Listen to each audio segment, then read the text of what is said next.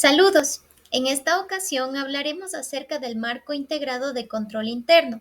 Este marco es fundamental en la gestión de organizaciones ya que proporciona una estructura sólida para el control interno.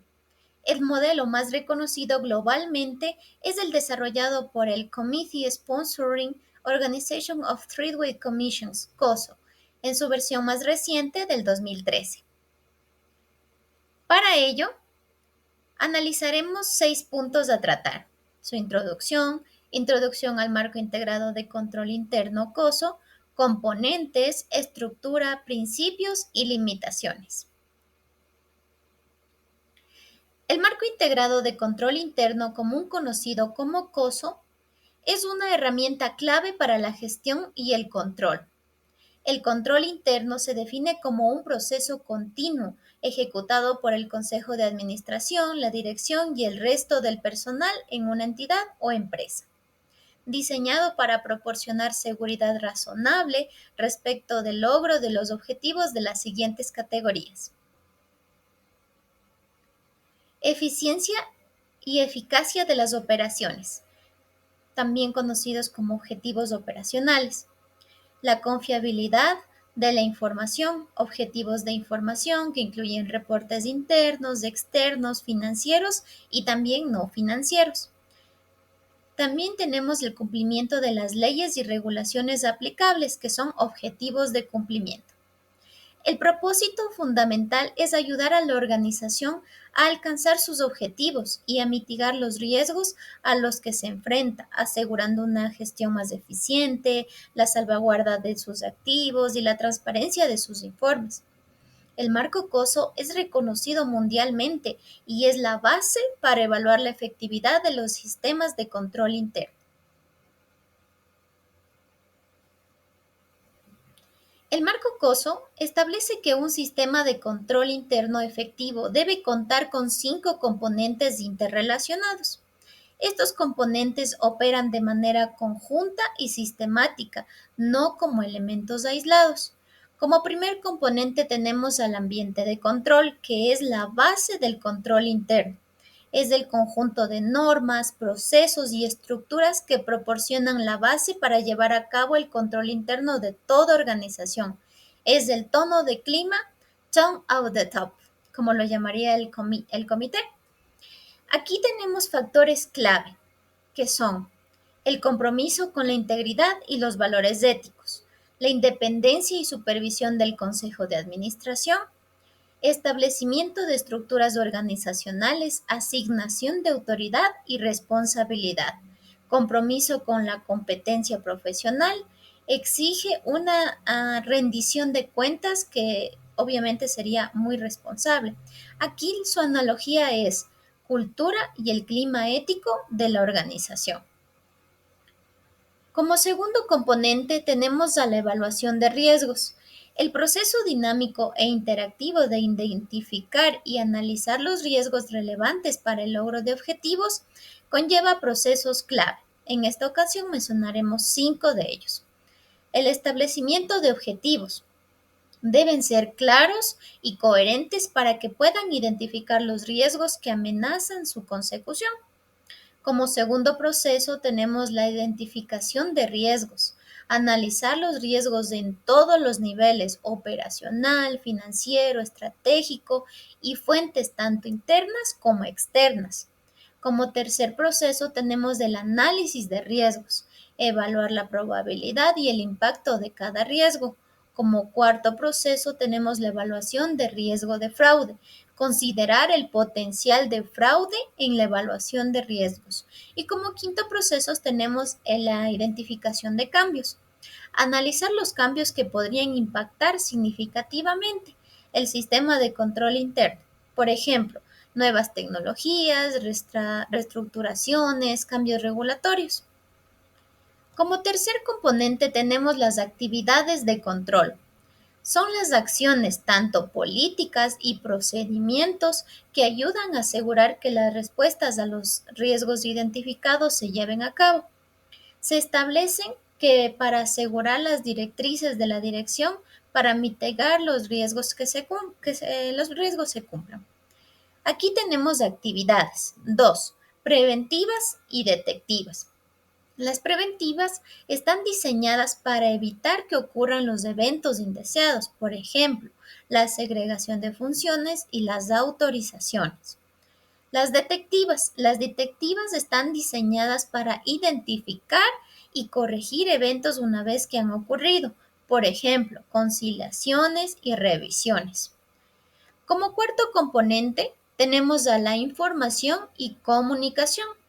La información es necesaria para que la entidad pueda llevar a cabo las responsabilidades de control interno que apoyan el logro de sus objetivos. La comunicación es el proceso continuo e interactivo para suministrar, compartir y obtener la información necesaria. Aquí analizaremos tres puntos importantes: información de calidad, comunicación interna y comunicación externa. En la información de calidad, la organización o empresa debe obtener o generar y utilizar la información de calidad que sea pertinente, veraz, oportuna y confiable, de fuentes tanto internas como externas.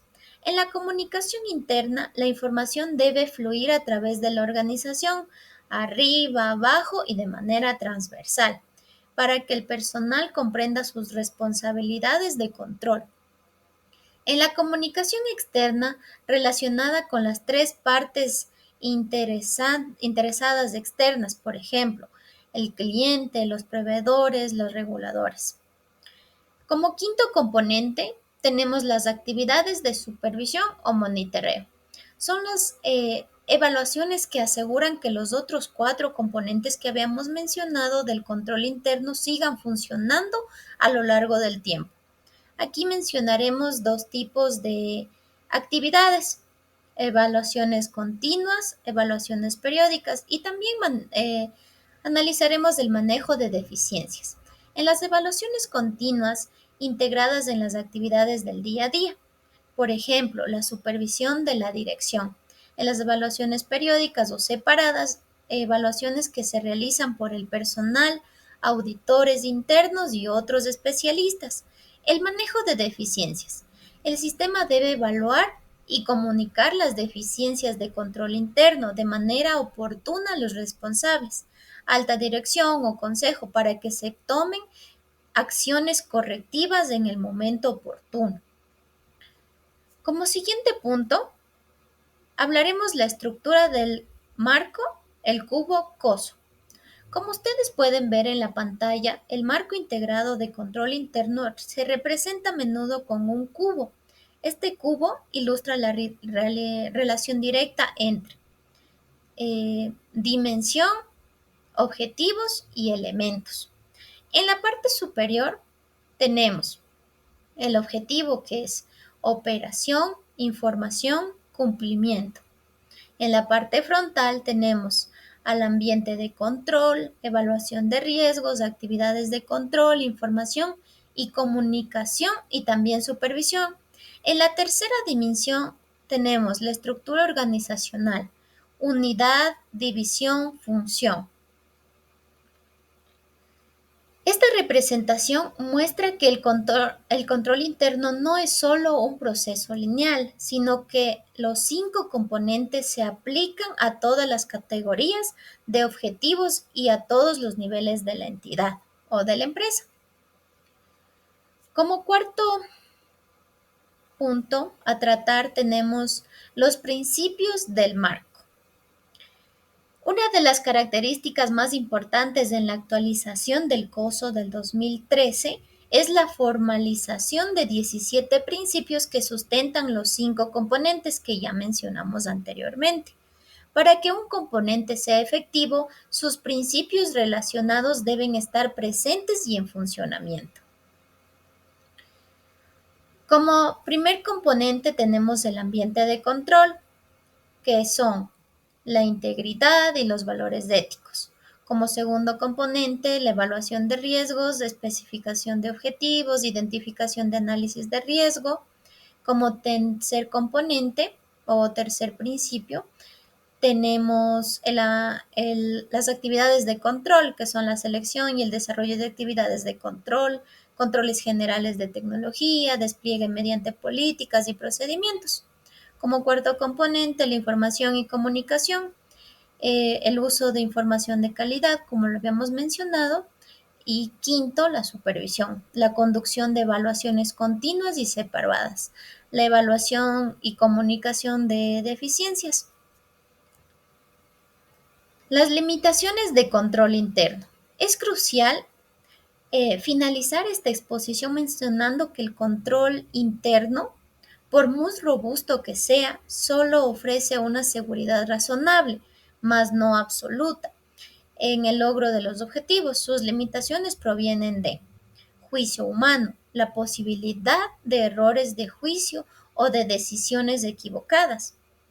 Por otro lado, también tenemos a los fallos humanos, que son errores, descuidos, fatiga, la colusión. Dos o más personas actuando conjuntamente para eludir un control.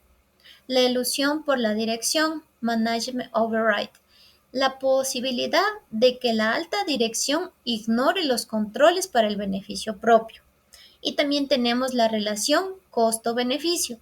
Los costos de un control no deben exceder los beneficios esperados de su implementación. Para finalizar, me gustaría decir que el marco integrado de control interno COSO es la guía esencial para que cualquier organización diseñe, implemente y evalúe su sistema de control interno. Al aplicar los 5 componentes y los 17 principios que habíamos mencionado, las entidades mejoran su capacidad para gestionar los riesgos, operar con eficacia, eficiencia, garantizar la confiabilidad de su información y asegurar el cumplimiento normativo, promoviendo así la integridad y la transparencia. Muchas gracias por ver esta presentación.